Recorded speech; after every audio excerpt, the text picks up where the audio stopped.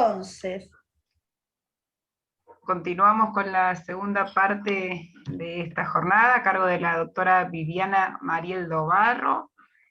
Tiene la palabra, doctora. La seguimos escuchando. bueno, entonces decíamos, los estereotipos de género proyectan sus efectos en la forma en que las mujeres nos incorporamos y nos desarrollamos en la vida laboral, en la vida académica, ¿sí? Tanto desde el punto de vista del crecimiento profesional y el famoso techo de cristal, como desde el punto de vista de la brecha salarial, la brecha tecnológica, la brecha en la formación y la capacitación.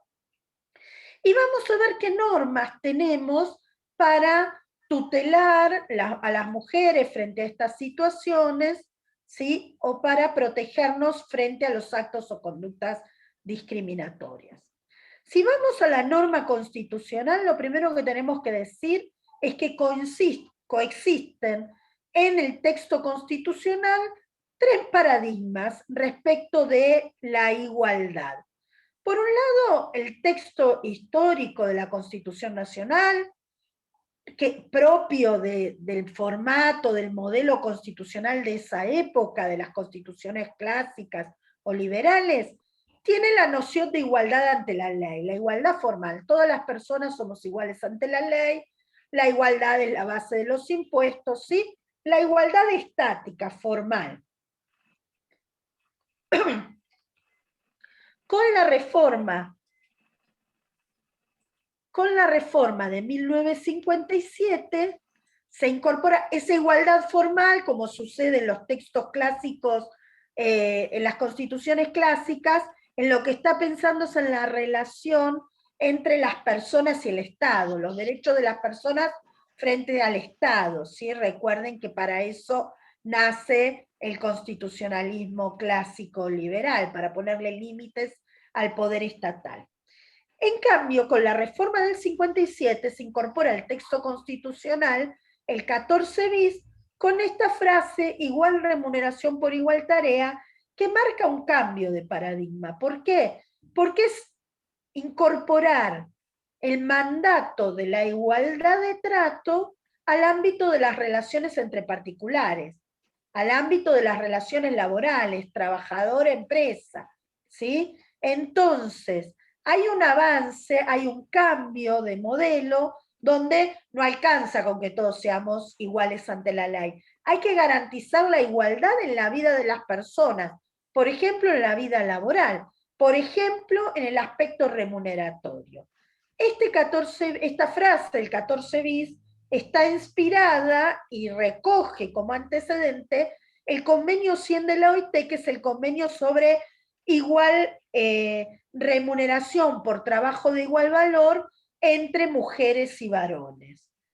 ¿Sí? La Argentina en ese momento ya tenía ratificado el convenio 100 de la OIT y del debate de la Asamblea Constituyente se desprende que en eso estaban pensando los legisladores.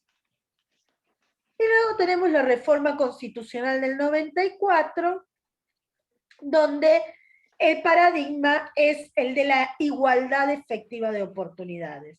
Es decir, no alcanza con que las personas tengamos los mismos derechos, no alcanza con garantizar iguales derechos, hay que reconocer iguales oportunidades para ejercer los derechos, porque el problema no es los derechos, el problema son las oportunidades para ejercer los derechos, porque a esta altura nadie discute, o la mayoría de la sociedad está de acuerdo con que las personas somos iguales y tenemos los mismos derechos. El problema es que hay contextos, hay situaciones que hacen que las oportunidades no sean las mismas. Y entonces el mandato del 75, inciso 23, es garantizar igualdad efectiva de oportunidades. Y el 75, inciso 23, establece la obligación de adoptar políticas públicas que garanticen igualdad efectiva de oportunidades. Y dice la Constitución, en particular, en especial, respecto de las mujeres. Identifica otros grupos, pero entre ellos lo que nos interesa es la situación de las mujeres. Si vamos a las normas internacionales, todo el derecho internacional de los derechos humanos se asienta sobre la noción esta, sobre la frase todas las personas nacen libres e iguales en dignidad y derechos. Ese es el basamento, es el pilar del derecho internacional de los derechos humanos. ¿Sí? Esto de que la condición humana por sí ya nos da los mismos derechos.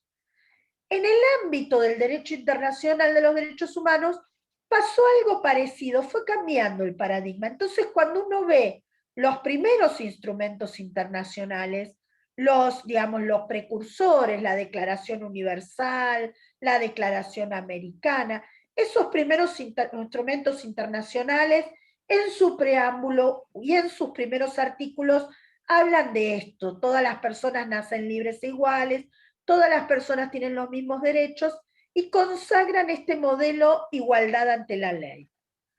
Pero si vamos hacia los instrumentos más recientes, los de los fines de los 60, comienzos de los 70, vamos a ver que ya encontramos en esos instrumentos internacionales la igualdad efectiva de oportunidades. El deber de los Estados miembros, de los Estados que ratifican cada instrumento internacional, de garantizar igualdad efectiva de oportunidades. Ejemplo, el Pacto Internacional de Derechos Económicos, Sociales y Culturales. Ejemplo, la Convención contra la Eliminación de todas las formas de discriminación contra la mujer. ¿Y qué dicen respecto de la igualdad efectiva de oportunidades? Dicen que los Estados parte deben adoptar medidas que garanticen igualdad efectiva de oportunidades. Esas son las medidas que llamamos medidas de acción positiva o medidas de acción afirmativa. Y los instrumentos internacionales, y lo mismo se observa en el convenio 111 de la OIT, marcan que esas medidas tienen que ser transitorias, tienen que ser temporales. ¿Temporales por qué? Porque van a durar hasta tanto se mejore las oportunidades de los grupos más desaventajados. El día que ya las oportunidades sean similares, esas medidas de acción positiva deben dejarse de lado, porque si no se tornan lo que se llama una discriminación a la inversa o discriminación al revés. ¿Sí?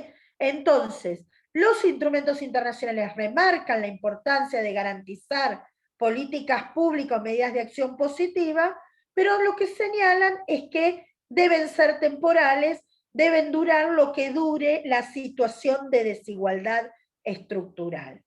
Entonces, dentro del ámbito de la OIT, el principio de no discriminación, el principio de igualdad de trato, el principio de igualdad efectiva de oportunidades, forma parte de lo que llamamos el Jus Cogens, es decir, ese núcleo del orden público internacional, ese núcleo de derechos fundamentales que están en la base de todo el derecho internacional de los derechos humanos. Y aun cuando un Estado no ratifique un determinado convenio, está obligado, porque todo el derecho internacional se estructura en torno al principio de igualdad y de no discriminación. ¿Y qué es esto de la desigualdad estructural? La desigualdad estructural son esas dificultades que quienes integran algunos grupos sufren por el mero hecho de pertenecer a esos grupos. Yo en la carrera de grado siempre doy el mismo ejemplo. La Constitución Nacional garantiza la educación gratuita, libre y obligatoria en todos los niveles, ¿sí?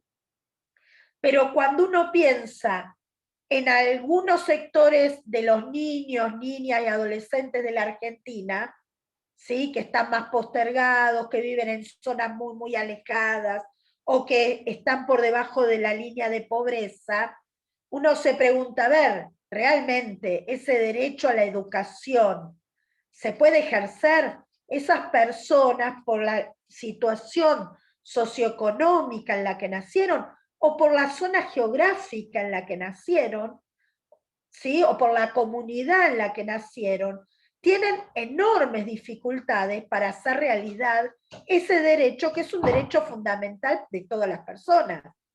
¿sí? Entonces, eso es la desigualdad estructural, esa postergación que sufren quienes integran determinados grupos por el solo hecho de integrar ese grupo. Y entonces, cuando pensamos las mujeres, ¿por qué digo las mujeres como grupo sometido a desigualdad estructural? No lo digo yo, lo dice la Constitución Nacional cuando nos refiere como un grupo al que hay que dirigir también políticas de acción positiva o medidas de acción positiva. Porque esto de las responsabilidades familiares y las tareas de cuidado, ¿sí?, significan estar en una situación, ese suelo pegajoso del que hablábamos hace un momento, en una situación que torna complejo el desarrollo de otras facetas de la persona o del proyecto de vida de una persona, ¿sí? La carrera profesional, académica, no es lo mismo para un varón que para una mujer. No es lo mismo, ¿por qué? Y porque la mujer tiene que superar esas dificultades que tiene por el solo hecho de ser mujer y que están tan enraizadas en nuestras sociedades, ¿sí? Yo recuerdo cuando apenas nacieron mis hijas, daba unos cursos a 50 kilómetros de mi casa y tenía mi nena chiquita y a veces la cuidaba mi madre y otras veces se quedaba con mi marido, dependiendo, ¿sí?, de las posibilidades de mi marido. Y era un curso, yo volvía muy tarde esos días. Y cuando se quedaba en la casa de mi mamá, mi hija mayor, mi mamá me abría la puerta con cara de molestia. Me decía, ¿a vos te parece tener a tu hija a estas horas de la noche yendo de acá para allá solo porque vos querés ir a dar un curso y a tu marido solo en su casa cocinando? ¿Sí? El mandato familiar que todas y todos de alguna manera tenemos internalizado y que algunas personas tuvimos la suerte de poder romperlo, de poder elegir otros caminos, de encontrar por ahí una pareja que nos acompañó en esto de elegir otro camino y de hacer otros recorridos, pero no todas las personas pueden romper esos estereotipos, ¿no? Y la imagen es más que elocuente, como la carrera, ¿sí?, de la vida tiene algunos obstáculos que tienen que ver con las responsabilidades familiares. Y si lo sacamos de la nota de género y en vez de pensar en género pensamos en pobreza, o pensamos en minorías raciales, o pensamos en discapacitados, la discapacidad, por ejemplo, la discapacidad es un obstáculo importante para el desarrollo profesional, para el desarrollo académico, para el desarrollo social, ¿sí? Imagínense todas las cosas que una persona con discapacidad o con determinada discapacidad no puede realizar porque le cuesta muchísimo más que a otras personas trasladarse, ingresar a determinados lugares, ya de por sí las barreras físicas, ¿no?, las barreras arquitectónicas, que son un obstáculo importante. Entonces, hoy estamos hablando de género, pero la noción es la misma. Cambiemos el lavarropas y la cocina por otros obstáculos que pueden ser la falta de rampas, la falta de transporte público adecuado para personas con movilidad reducida, la falta de carteles para personas con cierta disminución visual. Bueno, es lo mismo. Es esa situación de desigualdad estructural que tiene que tratar de corregir, de compensar las políticas públicas. Bueno, aquí tienen una definición de desigualdad estructural y es a disminuir esas desigualdades estructurales que se dirigen las acciones afirmativas, las políticas públicas. Ejemplo, los cupos, ¿sí? El cupo para mujeres en los partidos políticos empezó siendo un cupo, hoy se habla de la paridad, el cupo para las mujeres en las asociaciones sindicales, el cupo para discapacitados en el empleo público, ahora se aprobó hace poquito el cupo para personas trans en el empleo público, el acceso paritario a los medios de comunicación. Bueno, son todas políticas que buscan reducir esa situación de desigualdad estructural. Y aquí esta imagen que está en inglés, Adela por ahí no sé si la ves bien, pero la imagen habla por sí sola. En realidad, lo que muestra la imagen, no la encontré en español, así que la traje en inglés, lo que muestra es qué pasa cuando a personas distintas les damos el mismo trato. El mandato constitucional es igualdad en igualdad de condiciones. ¿Sí? La igualdad es un imperativo cuando las circunstancias son las mismas.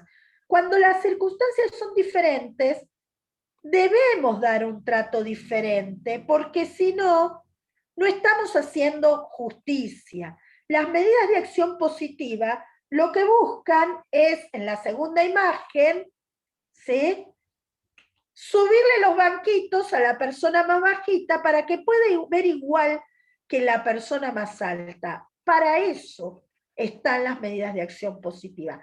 Y duran, y acá viene la noción de temporalidad. ¿Por qué las normas internacionales dicen, bueno, hay que mantener esas medidas de acción positiva hasta cuándo?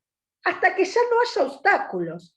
Cuando removemos las barreras, cuando removemos las dificultades, cuando los obstáculos desaparecen, ya no necesitamos medida de acción positiva. En la imagen, digamos, alegórico, no es simbólico. Desaparecieron las cercas, todos podemos ver desde nuestro lugar. Ahora, mientras estuvieran esas dificultades, y había que mejorarle la situación a la persona más bajita. ¿Para qué? ¿Para darle un privilegio? No, para llevarla a la misma situación que el resto, para equipararla. ¿Sí? Este es el objetivo de las medidas de acción positiva. Bueno, en esta imagen es lo mismo, la misma idea. Y vamos a las normas internacionales.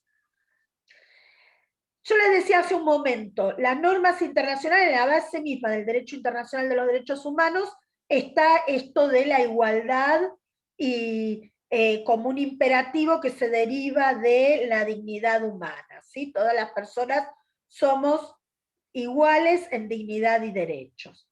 Hay dos instrumentos de esos que yo mencionaba al comienzo que son importantes para los temas de género. Uno es la Convención contra la Eliminación de todas las formas de discriminación contra la mujer. La tenemos, es más fácil, como es tan largo el nombre, es más fácil llamarlo por la sigla en inglés. Por eso a veces hablamos de la CEDAW, es la sigla en inglés, y estamos hablando de la Convención Internacional para eliminar todas las formas de discriminación contra la mujer. Argentina la ratificó recién en 1985 y en 1994 se le dio igual jerarquía que la Constitución Nacional por el 75, inciso 22. De este instrumento internacional se deriva un órgano de control que es el Comité sobre la Eliminación de la Discriminación contra la Mujer. Recuerdan que la Constitución Nacional dice que los tratados internacionales, convenciones, que todos esos instrumentos tienen igual jerarquía que la Constitución Nacional y rigen en las condiciones de su vigencia. La Corte ya ha dicho en reiteradas oportunidades que esa frase, en las condiciones de su vigencia, debe interpretarse como de la misma manera que rigen en el ámbito internacional, o que los organismos que se derivan de cada instrumento nos marcan que deben interpretarse. En el caso de la CEDAW, es el comité el que marca cómo debe interpretarse la convención. Lo primero que quiero marcar es que la convención habla de discriminación, ¿sí? Convención sobre la eliminación de la discriminación contra la mujer. No habla de género, no, digamos, habla de mujer, habla de discriminación, ¿sí? A medida que va pasando el tiempo, vamos incorporando nuevas miradas, ya se habla más de violencia, ejemplo, el convenio 190, ejemplo, la Convención Interamericana que vamos a analizar ahora, ¿sí? Se van incorporando otros conceptos, ¿sí? Pero esta habla de la igualdad entre el varón y la mujer, que marca, ya desde el preámbulo, que para avanzar y lograr la igualdad entre el hombre y la mujer, es necesario modificar el papel tradicional que se nos asigna en la familia. Esto que empecé marcando, ¿no? Los estereotipos de género, los mandatos sociales, familiares. Mi mamá con cara de perro cuando me recibía a las 11 de la noche, porque no entendía que yo a las 11 de la noche, en vez de estar en mi casa cenando con mi marido y mi hijo, y mi hija estuviera dando clases a 50 kilómetros de mi casa. ¿Sí? Entonces, esto es lo que hay que modificar. Yo les decía, la Convención ya en el artículo 1 define qué es discriminación contra la mujer, distinción, exclusión, restricción, ¿sí? Que menoscaba o anula el reconocimiento, goce o ejercicio de los derechos, ¿sí? Sobre bases igualitarias. Luego el artículo 5 vuelve sobre adoptar, los estados deben adoptar medidas apropiadas para modificar los patrones socioculturales, ¿sí? De entre varones y mujeres, eliminar los prejuicios y las prácticas consuetudinarias, ¿sí? Obligación que se deriva de ratificar la convención. Nosotros la ratificamos y además le dimos jerarquía constitucional, es decir, que esto es un mandato constitucional. Lo que decíamos recién, recuerden la importancia de tomar lo que dicen los organismos que se derivan de cada instrumento internacional para interpretar los alcances de ese instrumento internacional. Ese comité que se deriva de la CEDAW, en la recomendación número 19, asoció la discriminación con la violencia. Como el instrumento habla de discriminación y a posteriori empezó a aparecer la noción de violencia contra las mujeres, lo que dice la recomendación número 19 es que hay una relación, que la discriminación es uno de los efectos, es una de las formas de violencia contra la mujer. ¿Sí? ¿Y qué obligaciones se derivan para los estados a partir de haber ratificado la CEDAW? Dictar leyes, tomar medidas legislativas que prohíban la discriminación contra la mujer, modificar los patrones socioculturales de conducta. ¿Sí? Esos dos compromisos los asume el Estado argentino a partir de haber ratificado la CEDAW. Los asume en el ámbito internacional, pero al ámbito interno, recuerden que cuando la magistratura tiene que resolver un caso, y digamos, y en esto es importante capacitar también a abogados y abogadas de la matrícula para que lo planteen así, ¿sí? Cuando hay que resolver un caso, hay que hacer el control de constitucionalidad de las normas, pero también el control de convencionalidad de las normas. Y hay que ver en qué medida las normas se adecuan a estos mandatos de las convenciones que ha ratificado el Estado argentino. Y el otro instrumento que yo les decía es importante analizar en términos de protección de las mujeres es la Convención Interamericana. La CEDAW es del ámbito universal, Belém do Pará es la Convención Interamericana. Aquí ya aparece el término violencia contra la mujer. Convención Interamericana para prevenir, sancionar y erradicar la violencia contra la mujer.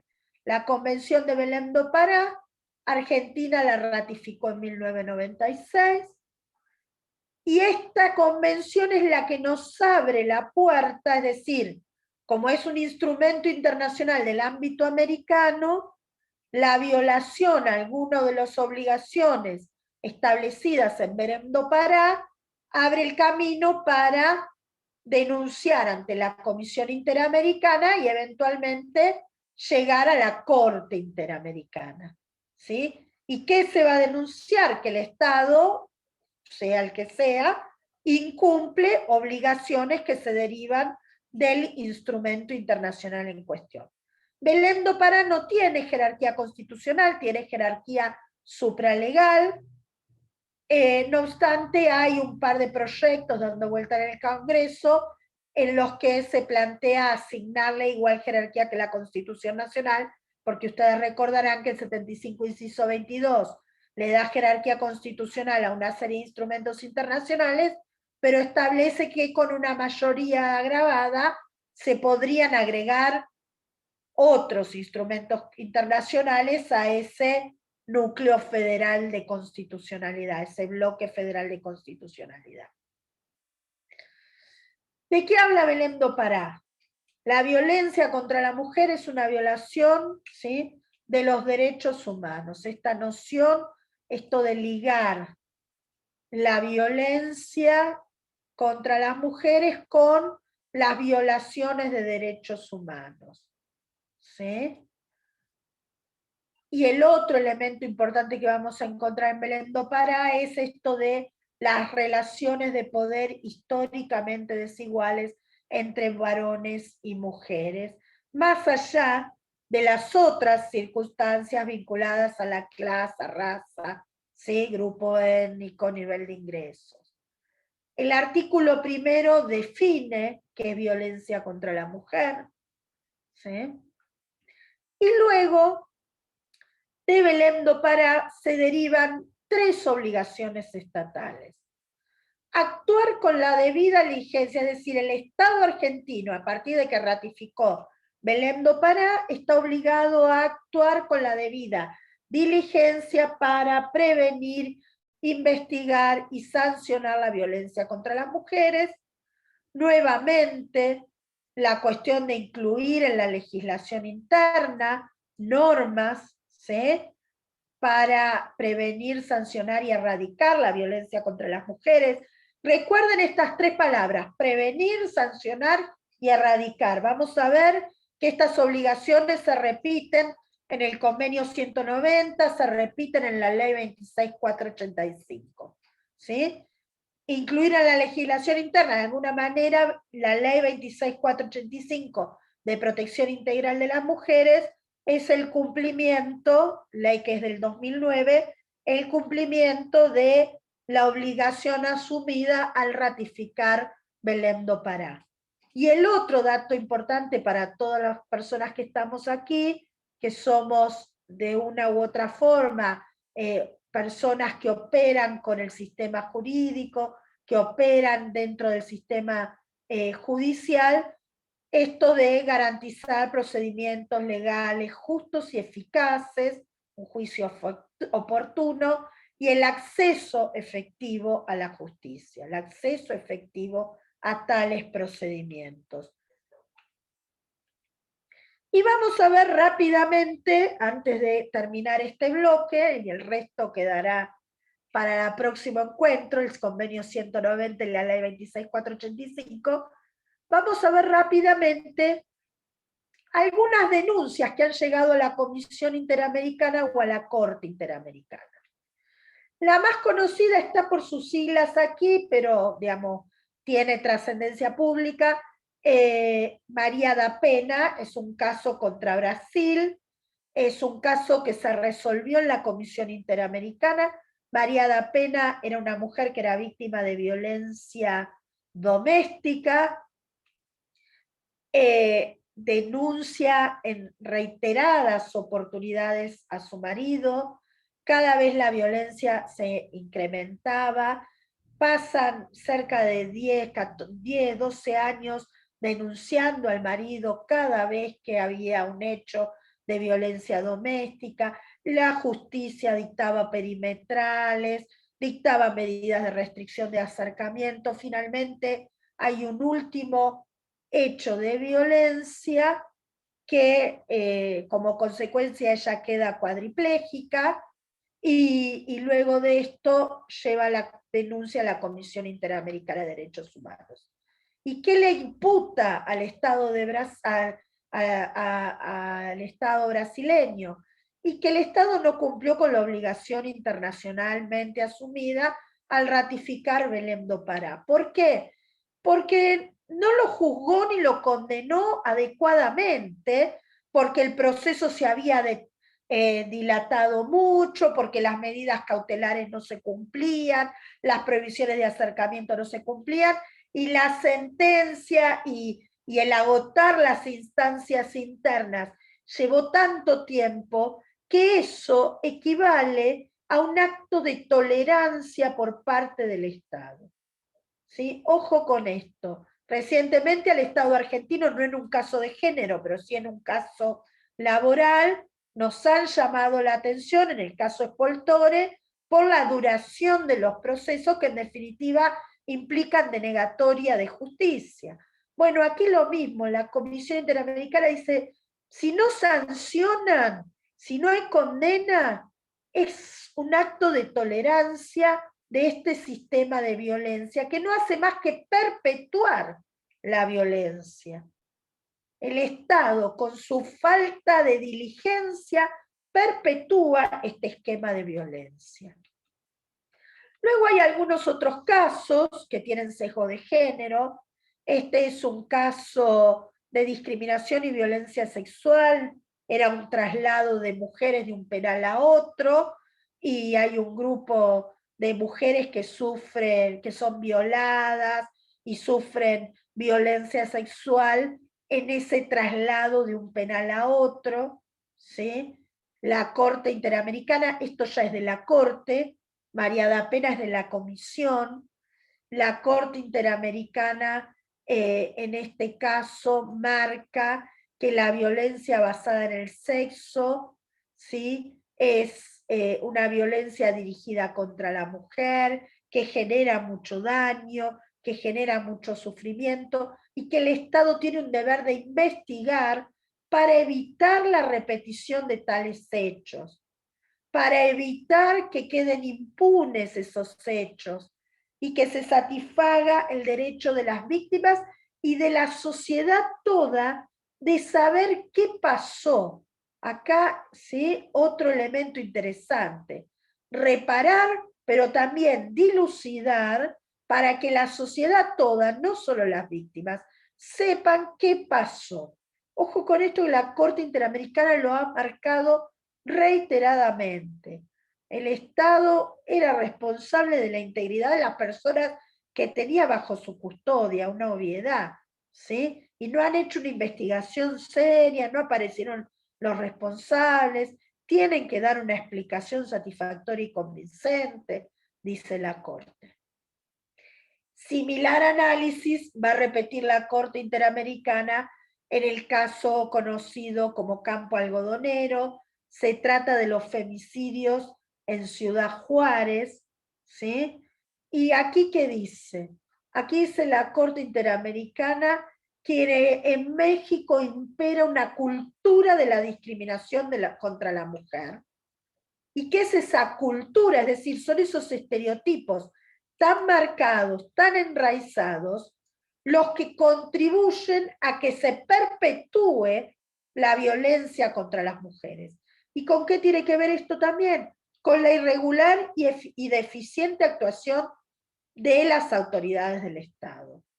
Cuando la impunidad de los delitos, cuando los delitos quedan impunes, el mensaje que se le está enviando a la sociedad, dice la Corte Interamericana, si los delitos quedan impunes, el mensaje hacia la sociedad es que la violencia contra las mujeres es tolerada.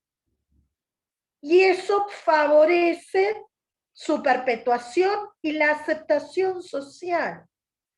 ¿Sí? Esto, así como la desconfianza en el sistema de administración de justicia.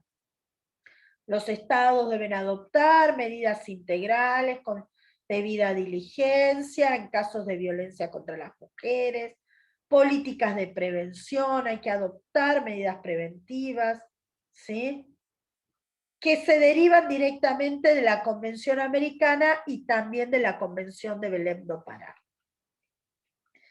Atala Rifo es este caso contra Chile, un caso muy interesante, era una jueza una jueza chilena que se divorcia, se separa de su marido, tenían 2 hijas y en determinado momento trasciende que ya había formado pareja con una mujer y empieza la disputa por la tenencia de las hijas. La justicia chilena, en todas sus instancias, la priva a ella de la tenencia de sus hijas. Y dice la Corte Interamericana que esa decisión reproduce un estereotipo de género, que está motivada exclusivamente por la nueva conformación familiar que había elegido Atala Rippo. Que esa decisión dejaba de lado el interés superior de los niños, niñas, ¿sí? Sino que en realidad se había basado en estereotipos, presunciones y especulaciones sobre las características personales, ¿sí? En función, sobre las características personales, en función de sus preferencias o su conformación o su orientación sexual. Por eso condenan al Estado chileno, ¿sí? La justicia no está para esto, para reproducir esos estereotipos. Hay un derecho fundamental a conformar la familia que una persona decida y organizarse familiarmente como cada persona elija. Y eso no puede ser un obstáculo o un impedimento para el ejercicio de otros derechos, mucho menos para los derechos vinculados a las responsabilidades parentales, ¿sí? Y mucho menos sobre la base de un prejuicio de género. Aquí traigo un caso Fornerón, es un caso contra el Estado argentino, donde la Corte Interamericana, un caso donde se tramitaba una adopción y también la justicia argentina había decidido el caso o había fundado la decisión especialmente con base en prejuicios y estereotipos, y era una decisión que tenía que ver con un proceso de adopción y con el ejercicio de responsabilidades familiares. Y la Corte Interamericana dice que hay que capacitar a los jueces y funcionarios, ¿sí? Porque hay una responsabilidad del Estado que se deriva del ejercicio de la magistratura. Porque la responsabilidad estatal no se deriva solo del accionar del Poder Ejecutivo, involucra a los 3 poderes del Estado. Y cuando la magistratura resuelve en base a estereotipos de género y sin apego a las normas de derecho internacional de los derechos humanos, sin apego a las normas constitucionales, sin hacer ese control de constitucionalidad y convencionalidad del que estábamos hablando, pues bien, está generando responsabilidad internacional. Aquí hay otro caso interesante vinculado a los derechos fundamentales de las personas. En este caso, es un caso donde una persona quería someterse a una técnica de reproducción asistida y el Estado y Costa Rica no se lo permitía, y la Corte lo que valoriza nuevamente la autonomía personal, el desarrollo personal, ¿sí? Esta amplitud, estos diversos proyectos de vida que podemos elegir las personas en términos de relacionarnos sexoafectivamente, de conformar familias, de procrear. Entonces la Corte dice, hay un derecho fundamental a elegir cómo quiero armar mi familia y a elegir cómo quiero procrear. Y esto es fundamental en el libre desarrollo de las personas, y en particular de las mujeres, dice la Corte Interamericana. El derecho a decidir libre y responsablemente los hijos que quiero tener y cómo quiero controlar la natalidad y si quiero o si necesito recurrir a una técnica de fertilización asistida para convertirme en madre o padre. Esto es una decisión de las parejas. En esto el Estado no se debe meter, por el contrario, debe contribuir a que las personas puedan desarrollar su proyecto personal de vida y de conformación de sus familias.